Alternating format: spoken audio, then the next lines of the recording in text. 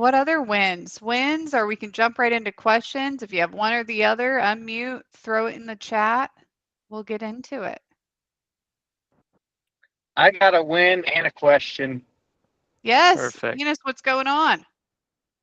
Well, the win is I literally just picked up a check from the biggest project we're doing so far. I do commercial roofing, and we opened this location about a year ago. So yeah, that's pretty exciting. It's about a $750,000 job. So, Woo. and my question is with subcontractors. So right now we're doing a lot of our roofs. We're getting subcontractors to do them, and I was kind of curious on how a lot of you guys do it as far as like the subcontractors having their trucks and their trailers wrapped.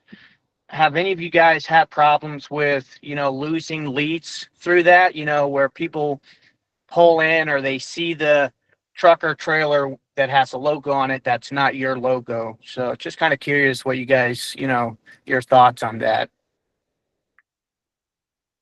Great question.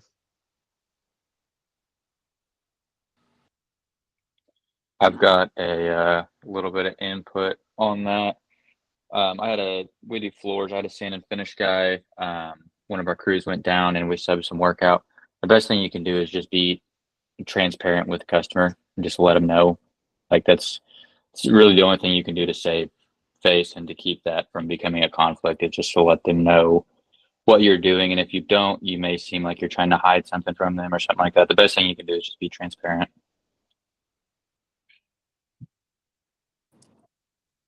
Thank you. Nice. I have a little bit of input on that as well. Yeah. Go for it. So we are a general contractor remodeler here in Tulsa, Oklahoma, and we use a lot of subcontractors. We have roofers, electricians, they all come in their own wrapped vehicles to every job site every time.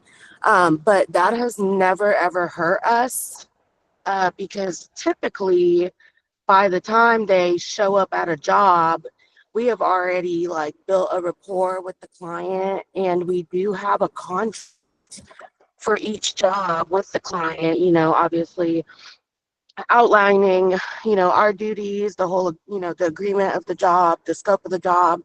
And we do have in there that we do not, it was written by an attorney, so it's very well, worded, and just basically asks our clients not to, communicate with those trades outside of our presence. Like if they have any questions for like the electrician or the roofer, we do a lot of like home remodels and stuff, not a lot of commercial, but we have done commercial, but we do the same thing there. And we just basically ask them that, like, if you have anything that you need to communicate with them about, or if you have any questions, we can set up a site meeting. And that kind of avoids any situations where clients, because we have had a commercial job where our client, it was at his property. So like he lived there. So obviously he was there with the trades a lot more than we were, because we would come and go and check on other jobs. Where he would try to talk to them. And, we kind of outlined that like in a way that could cause confusions and change orders and things like that. And so they understand that pretty well. So we've never had anybody kind of try to like squeeze us out and go straight to the trade. And it's worked really, really well for us doing it that way. So that kind of saves that. But also that rapport is just super important, because they do appreciate that. And the way that it's like delivered, they understand that. I have some input as well. So we're a GC out of Minnesota. Do a lot of exterior and remodeling. We also work with a ton of subs, as well as are brought in by a lot of other exterior only companies. So our vehicles are all wrapped. So as far as the homeowner goes, when it's our job, we make it clear as well. Just, we use subs. This is what's going on. But coming from the other side where we're showing up as a sub, with wrapped vehicles, we get all the time neighbors and homeowners trying to just work directly with us. So we make it clear that, you know, when we're working with somebody else, that it just doesn't fly. So we also have that conversation with any of our subs. We have had it in the past where a neighbor will try to steal like a roofing crew and then just, you know, get their job done on the side. It never ends well for them. They've tried it. But also we make it very clear with the subs that if, you know, if that is going on, it's, you know, we have other subs. We have other good guys we work with. So there's kind of just a mutual respect you build between the subs you work with and the homeowners. But from stopping other people from seeing your rap, who knows? I know I've had multiple people try to just hire me directly, even if there's the guy I'm working for has a sign out front. So I'm sure there's a lot of it going missing. We also worked with a company that tried to, when we were growing, who tried to put an end to all of that and say, you cannot have this. And it just didn't work out for them. We all just kind of said, well, we're running our own businesses. That's not going to happen. And it kind of ended there. Yeah. Nice. Yeah. Go ahead, I Rudy. think that this is a good prompt for working agreement with your customers. Make sure to set expectations, have that signed. You go over communication, you go over how change orders work, you communicate there will be subs at their jobs and that they are not their point person and who is, and that the subs are required to direct them. And then you also have an agreement with your subs on how they're supposed to act on the job, how they're supposed to handle the client, asking them questions, who they're supposed to be directed to. If we set expectations, I think that minimizes a lot of what you could possibly run into. Rudy, see your hand up. You know, this is quasi not exactly the same as what we're discussing, but I think it'll kind of dovetail. You know, I get a lot of referrals from, we do plumbing and heating and cooling. And so we have a lot of mutual friends and acquaintances that own plumbing businesses. And they'll say, well, we don't do HVAC, but we have a guy that'll do HVAC for you, and we refer him. And I've had customers come up and say, hey, you know, I want to do this and I want to do this and I want to do this. And I just, you know, it comes down to your own personal ethics. You know, it's how you want to be perceived by the people that refer you and how you want to be perceived by your customer. And yes, maybe you're going to turn down a pretty chunk of change by not taking this job. But I think in the long run, at least it's been my experience, that it comes back tenfold as long as you stand with what you feel is right when you're referred to these jobs and you try not, and you don't poach them. Because your customer is going to view you as like, okay, that's kind of cool. You know, at least he's being honest. And anytime their customers try to get me to do work, I always call them and say, hey, FYI, they're looking to do this. They asked me about it. Maybe give them some information about it. But I think at the end of the day, it really comes down to your subs or your customers and the people that you want to be associated with and how you want to be perceived as a contractor.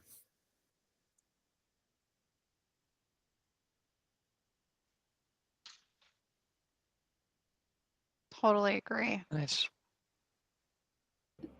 Enos, any other thoughts, questions on? I got something. Yeah, Go tell us. ahead, Butcher.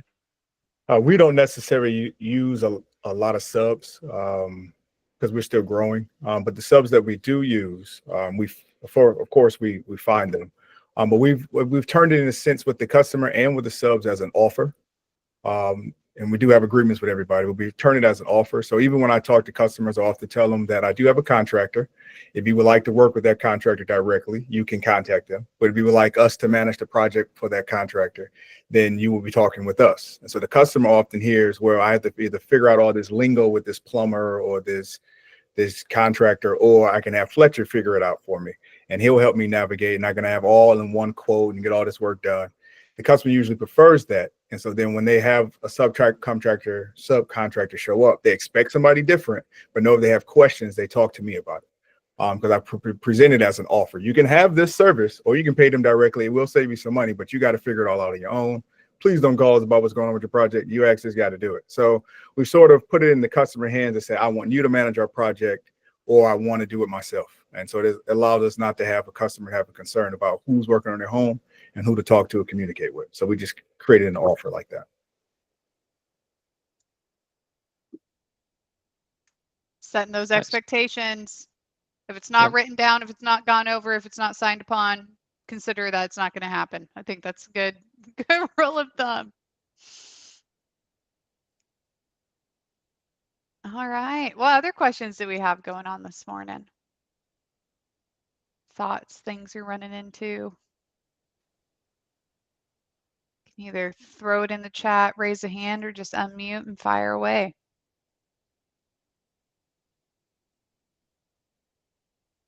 I've got a question.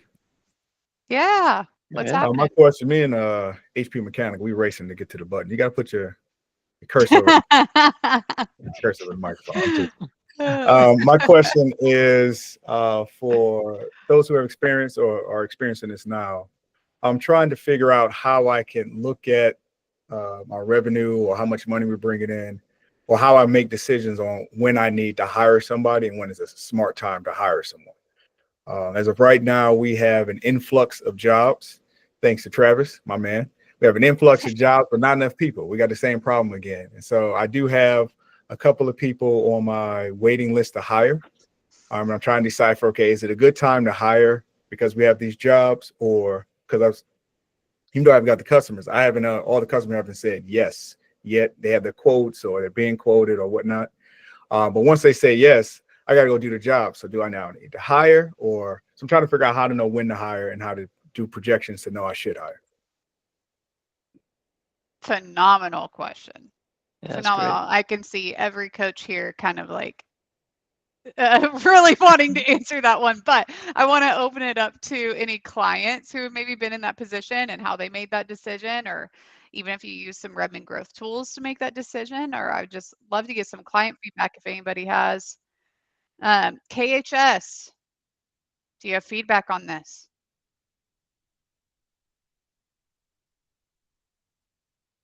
Ishan, you may be muted. Yeah.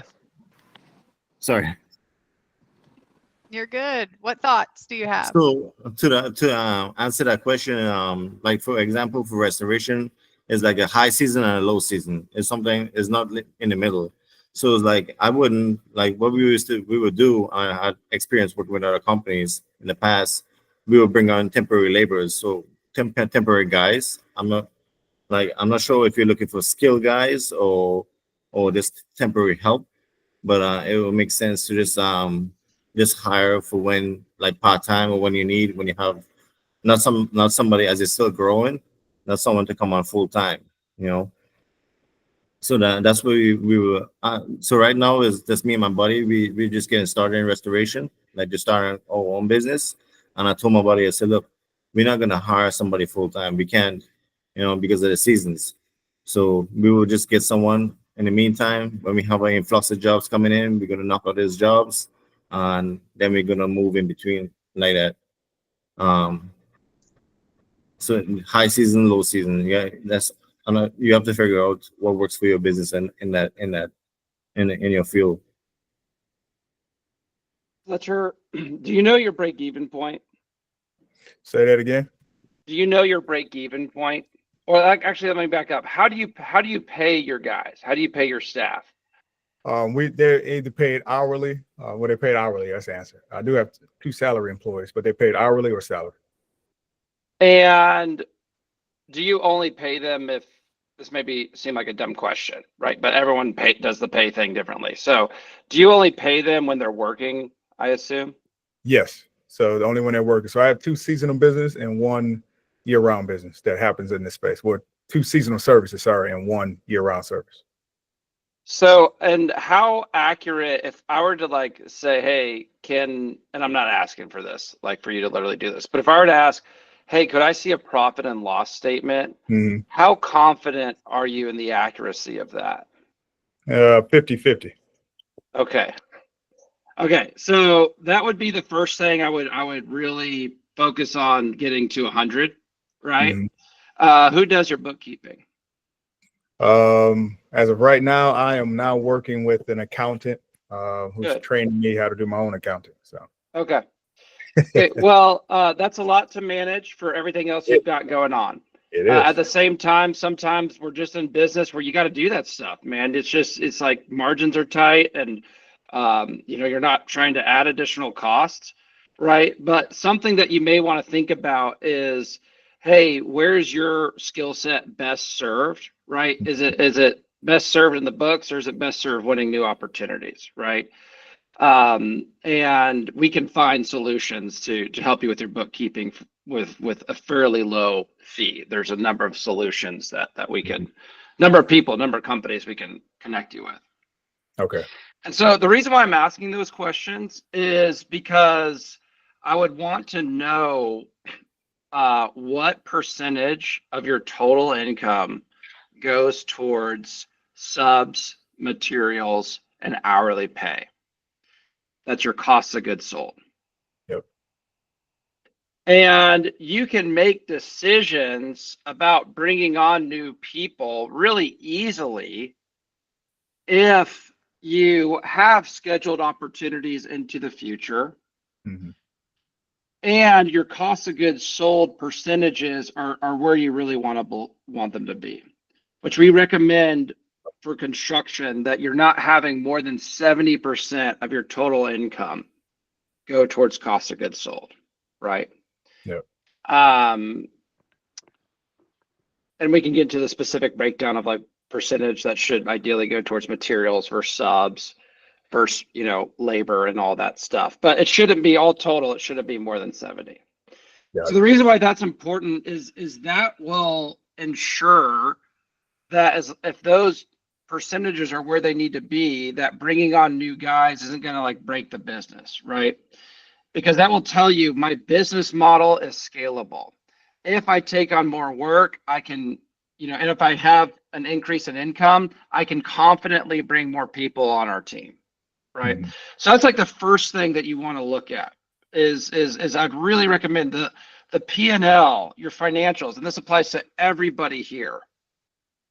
It's like, I'm kind of like a pain in the ass about this, but I believe in it so much. It's like, that's got to be 100% accurate, right? And it will serve you very well with that 100% accuracy. Yeah. And so that's the first thing. Why? Because that is going to be your compass for your business. That will tell you, and we can help you as coaches. Everyone on my team is trained very well on how to read a profit and loss statement and to tell you how to make adjustments and recommendations based upon that profit and loss statement. I was in a meeting with Elevation Plumbing and Travis last week. And that's literally all I looked at the profit and loss statement, and we're able to tell what's happening in the business and what needs to change because of what that profit and loss statement says. So like the outcome of that meeting was, hey, I think for Elevation Plumbing was, hey, I think you may have one more person hired that you don't need, right? I think there could also be a room for improvement in how materials are managed, right? He has credit cards for all his guys. They buy materials whenever they want, right? That's not a good material management system. You'll always overspend if that's the system, right?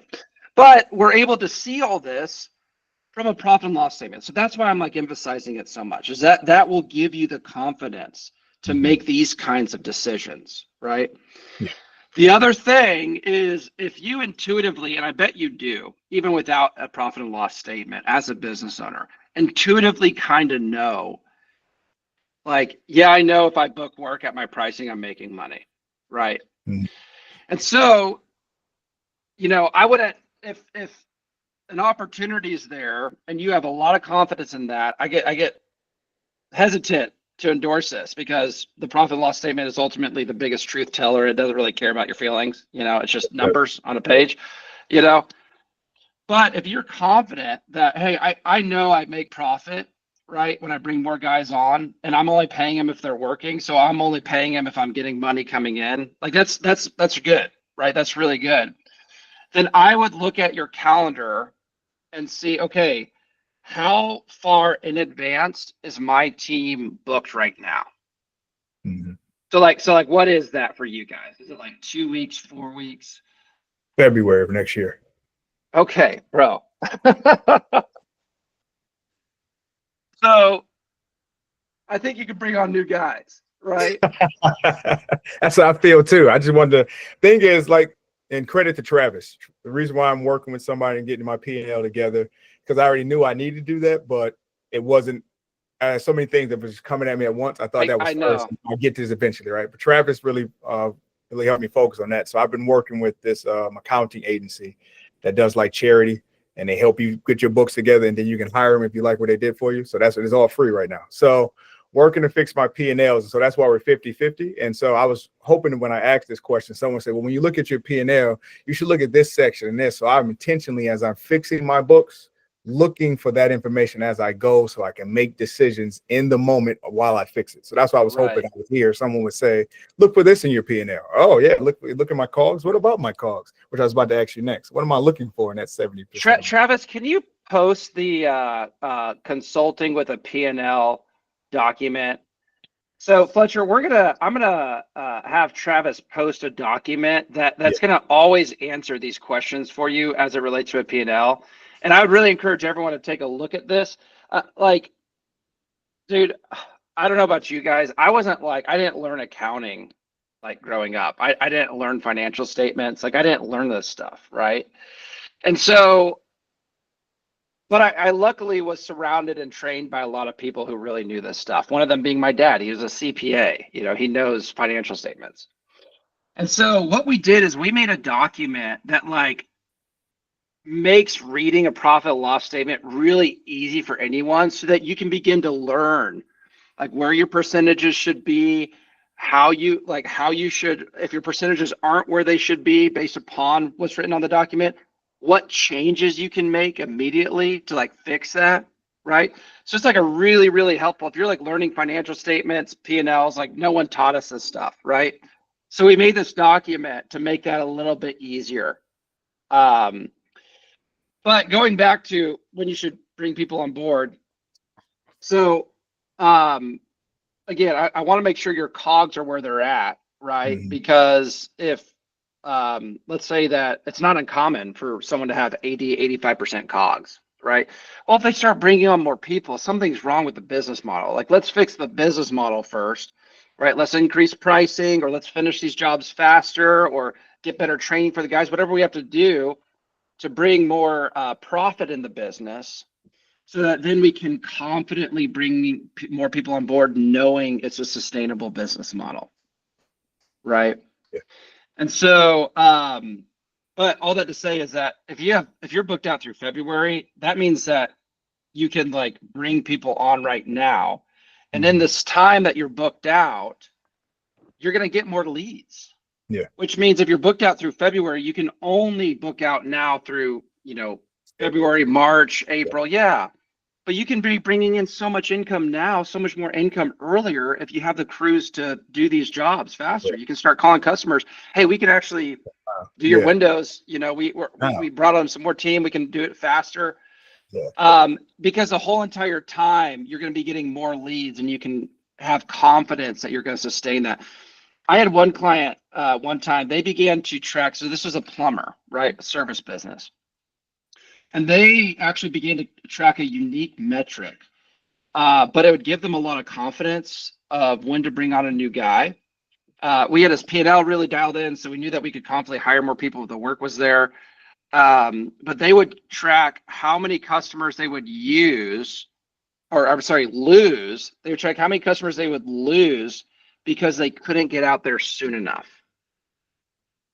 They'd get these calls, they'd walk them through the script on the first call. Hey, we can do this date, which one of those works best? And they would track when people would say, oh, I need someone sooner than that.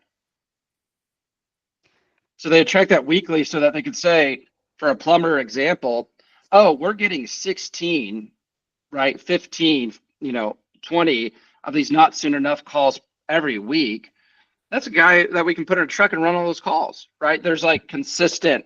That metric was consistent. So yeah, and that's just a column that you could add to the KPIs that I'm sure you're already tracking with Travis. And there's no better investment than having an accurate profit and loss statement and knowing your profit and loss statement. But that also, this is also just as important, is tracking our key data here of your cash flow, your collections, how many leads, how many appointments, your closing ratio. And you can simply just add this column here of how many calls each week are we not winning because we cannot get out there soon enough. Because that will build your confidence of, hey, we've got enough work to keep a guy going easily, you know. And so keeping track of this data too. And then you can also keep track of each technician or each crew or each van on a weekly basis of how much each individually is bringing in revenue. How many jobs are we sending them out on? How many jobs are they completing? What's their average ticket?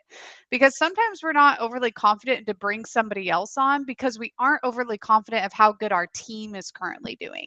So if we can't confidently say that, you know, and track each individual, this is a great opportunity to lean into this tracking, whether you hire a new person or not. You know, this is going to be great tracking to really know how the team's doing and set expectations and give them kind of goals to hit.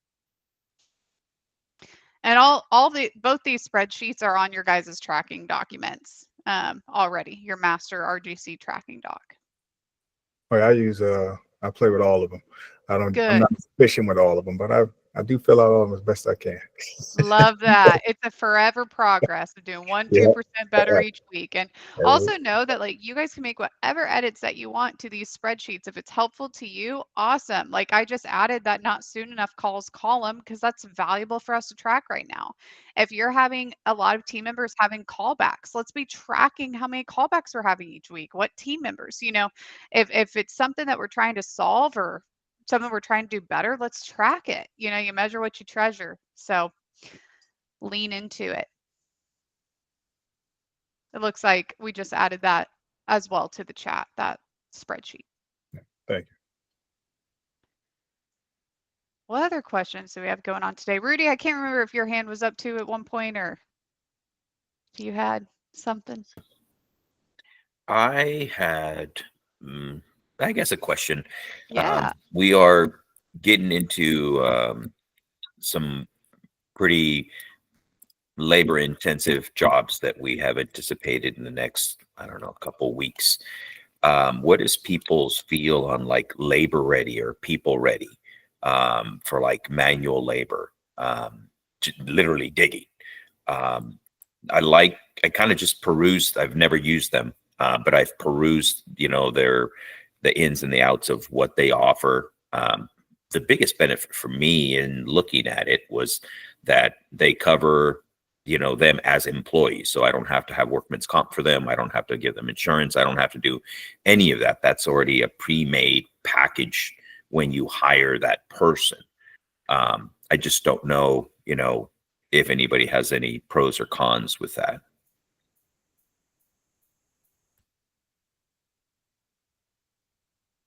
Great question. Any client advice?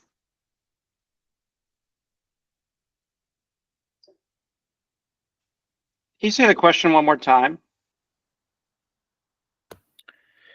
Basically, is if anybody's used, like here it's called, I think, People Ready, but there's a bunch of different names. It's basically there's different businesses that hire out people for different skills, different knowledge sets. But what we need them for is literally just to dig.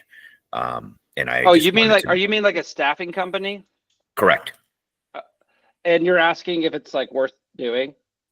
If anybody's experiences, because I've never done it, and me being there is a lot more expensive than being out and about and doing the things that I need to do rather than being on site and digging. And truthfully, it's probably a little easier on my back as well. Yes. Yeah. So with the staffing company, here's the solution they offer. They give you the people you need when you're in a pinch, and they charge you a premium for it. So you're going to be paying a lot more per hour, right? The way that business model works is, you know, they're paying someone $15 an hour and charging you $25, $30 an hour for that person. And so if you're billing that person out for, I don't know, $120 an hour, and all they're doing is digging, and there's not really a lot of additional overhead involved, then yeah, it would be kind of a no-brainer for me. But I would also think about if that work is going to continue, then maybe, you know, over time we're going to bring someone on board. But if it's just temporary for a job and you need more staff and you have a solution right there, and it's pretty straightforward, you know, low skill work, then it could be a great solution. Because you're right, like your time is even worth more than, you know, your top tech's time. We don't want you out there digging, man. I don't want to be digging.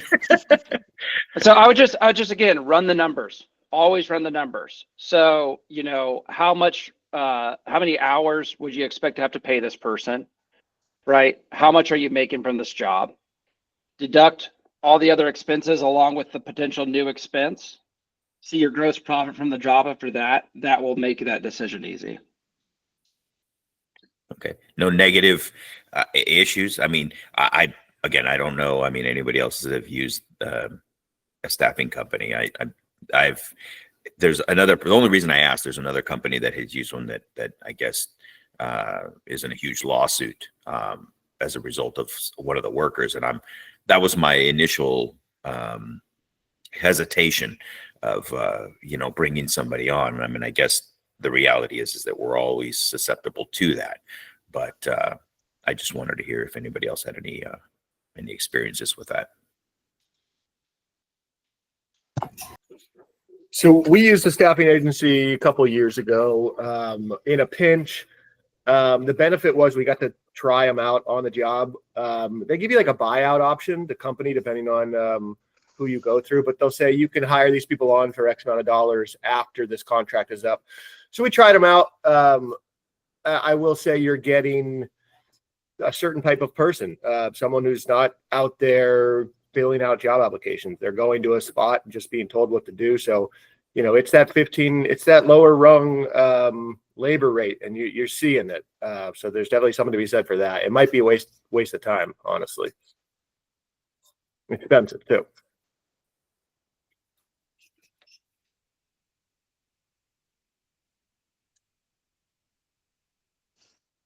Yeah, good advice. I think I'm always a little bit partial to finding, you know, either a sub or hiring somebody internally if you can. But it's always worth looking into unless they lock you into a contract or it's just really expensive.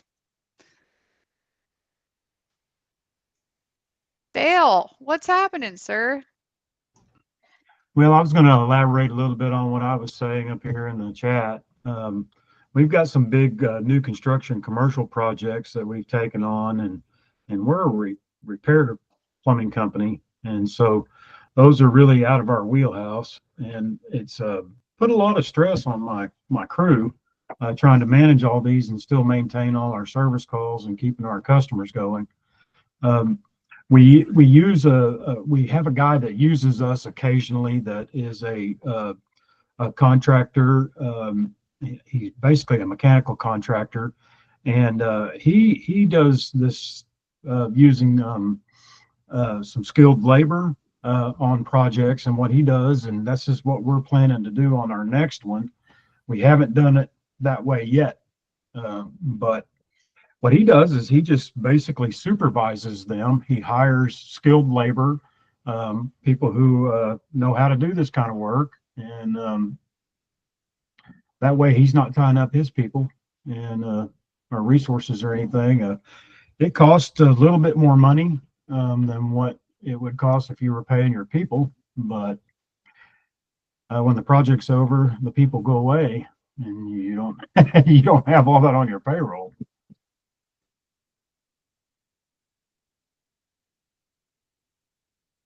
Yeah. And I think, you know, to kind of, I'm looking at it kind of also from that perspective. If we were to get skilled labor for something that we didn't have the manpower to do it, I don't know, somebody mentioned it, you know, you get a trial with this person and say, hey man, this guy actually knows what the hell he's doing. He's pretty good. And you can say, well, you know, maybe we can entice him to come this way, and you know, maybe you find somebody without having to go through all the, you know, hiring or looking for people. You know, you have somebody there that already knows what you're doing, and you got a good vibe for them. So that would be a good kind of a good takeaway from that. Yeah, love that. Laura, I see your hand up. What's happening? Sorry, before you go, Laura, I would just say too on that, Rudy, because you're right. That's what we recommend when we do our hiring process, that you'd have people come out for a shadow day. But always check whenever you're starting with that company. Sometimes they'll have like a provision in there where you can't hire somebody directly, like they have to have 6 months pause or something between when they work for the temp agency versus you. So just check on that. But yes, that is also a good thing to be able to see people's work before you bring them on fully to payroll. Sorry. With the caveat, and this is just anecdotal, sometimes, so we ended up hiring someone for 2 years from the agency and somebody else for 1 year. And sometimes it takes a whole year or two before you realize why they were at the temp agency. And both of them ended up not working. It was an expensive long-term mistake, but it's anecdotal, but something to think about as well. Love it. Yeah, again, we're talking about temporary digging here, right? Right. So if it's like more than that, like if you're wanting to bring someone onto a tech, I'd be a little bit more skeptical of that kind of arrangement, right? Like I wouldn't necessarily recommend it. But if you're in a pinch and not having this person is preventing you from being able to do what you're wanting to do, right? Build the business, get new sales coming in, like all the important stuff, then, and you run the numbers and you know what this company charges per hour and you know all the other costs on the job and you know your income and their gross profit is still going to be where it needs to be for you to make a strong net profit or even a decent net profit that's worth it, then the decision becomes easy, right? If not, then you shouldn't do it. But it's all in just, hey, how long is this person going to be here? How much are they going to cost? What kind of money do I have coming in? And that should always give you your confidence, right? One of the benefits is that of working with a company like that too, is that when you're done, right? They're not on your payroll. They're not, you're not having to pay their benefits or anything else. You're paying one flat rate. The staffing company will charge you every week or every 2 weeks or something like that. And then when you're done with them, you're done with them. It can get expensive though, really quickly. So just really work those numbers. Laura, back to you. What's happening? Howdy. So my suggestion is another resource where to go to find, entry level or lower level manual labor is call around to the local trade schools. A lot of the general colleges offer the curriculum for people who are looking to get into like an apprenticeship. So we get calls all the time with young people. I've just completed my 12 months for my, electrician apprenticeship entry, and they're hungry. They want work experience. They need the hours to bank towards getting their certification. The challenge with that is a lot of these kids, they've never had anybody even show them how to work a shovel.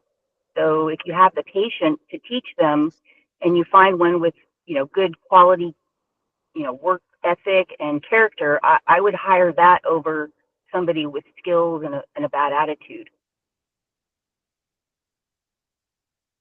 Amen. Amen to that.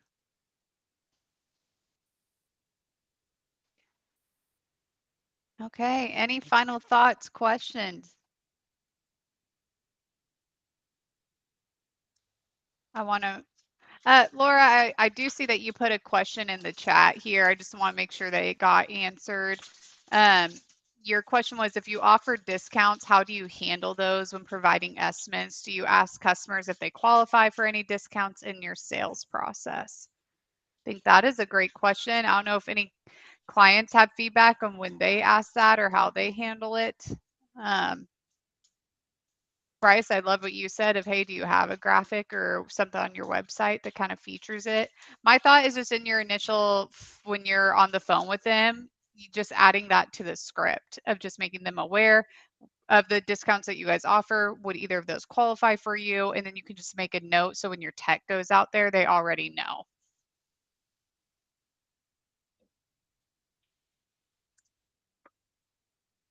Any other? I just wasn't sure if it's like cheesy, obvious, like, oh yeah, we offer a discount and we're going to jack up our estimate knowing that you wanted a discount. like it seemed, I don't know, presumptuous or obvious, like you're trying to get one over on them regardless. So what I'm experiencing is I don't ask that question, 9 times out of 10, the customer comes back and says, hey, do you offer military discount or senior discount, whatever? And we're happy to get that. But on some of these calls, you know, it's not a winning situation for us. So we're trying to restructure, you know, what the discount looks like as a cost, and then, you know, what seems genuine when you're offering that. Yeah, I would recommend just not offering it until you guys figure it out. It's okay to not give every veteran and every senior a discount. I love if you're able to do that. I love our seniors. I love our veterans. I really do. But what I love more is making sure people aren't going backwards in their businesses after spending their whole entire lives working their ass off to sustain it. Right. And so I all supported those kind of discounts, but Laura, be careful about maybe the pressure that you put on yourself. Because at the end of the day, it's just like someone trying to get a discount, you know, and you don't always have to offer that. Again, to clarify, what I'm suggesting is if you can offer it confidently, offer it, right? But if it's going to set you back and you're unsure about it, don't feel the pressure to make the offer. You can even just tell your team, hey, we're trying to figure this out. In the meantime, we just got to tell people, hey, we really want to offer those kind of discounts we have in the past. We're having to rework some numbers we're going right now. We can't offer it right now. But we're excited to be offering it again in the future. You know, does that make sense? Absolutely. Thank you. Yeah. 10% discount sometimes is giving up half of your profits. So just be aware of that, right? You got to know those numbers. I feel like that's maybe a theme of some of the conversations we had today. Before you do anything, and I've learned this painfully, you know, before you do anything, yeah, like the Dale $20 discount. I like the dollar amount discount, right? Not the percentage discount. Again, if your business is if 100% of the income, right, you have 100% of the income back to the P&L at the top of the line. And then if you have a 20% net profit, that's great, right? But if you give a 10% discount, the 20% becomes 10%. That's half of your net profits that you're given as a discount, right? I really like the dollar discount, right? Hey, we give you $25 off, right? Customer still feels like they're getting something, you know, and you're not giving up half of your profits in the meantime. So just companies do things and other companies follow, and 10% off military and senior discounts. Again, I love my military. Some of my best friends are active in the military to this day. But just make sure you're not compromising, you know, your livelihood in the process of taking care of a senior citizen. But ultimately, you're the business owner. You decide what you want to do. You decide what you want to do. Love it. All right, guys, great call today. We will be sending out the recording, you know, if you ever want to reference back to it. We're going to wrap up this group call with a big 3, 2, 1 growth. So I need everybody to unmute. Robert, if you don't say growth, you better. Oh, Nicole, you don't have to worry about that. All right, we're going to do 3, 2, 1. Growth! Growth! Bye, guys. You have a good week. All right, everybody. Good to see everyone. Good work, Fletcher. Thanks, Rob.